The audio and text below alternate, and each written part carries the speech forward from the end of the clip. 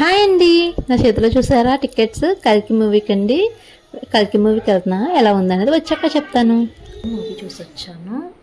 Movie first part బాగుంది, second part బాగుంది, అలా ఏమీ లేదు. సినిమా సూపర్ ఉంది, ఖచ్చితంగా చూడండి. నాకైతే చాలా బాగా నచ్చింది. ఒక్కటి చెప్పాలి, అమితాబ్ బచ్చన్ గారి క్యారెక్టర్ చాలా బాగుందండి. నాకు ఆయన అశ్వత్థామ క్యారెక్టర్ చేశారు.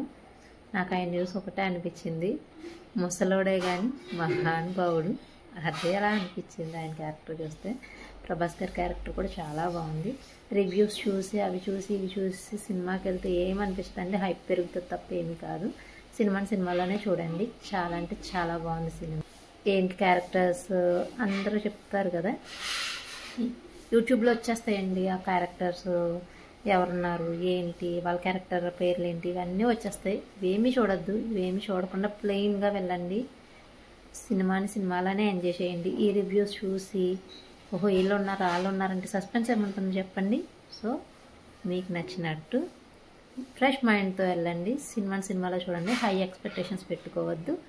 చాలా బాగుంది సినిమా, నా వరకు నచ్చింది. నా వీడియో మీకు నచ్చింది అనుకుంటే లైక్ చేయండి, నా ఛానల్ని సబ్స్క్రైబ్ చేయండి. Thank you all.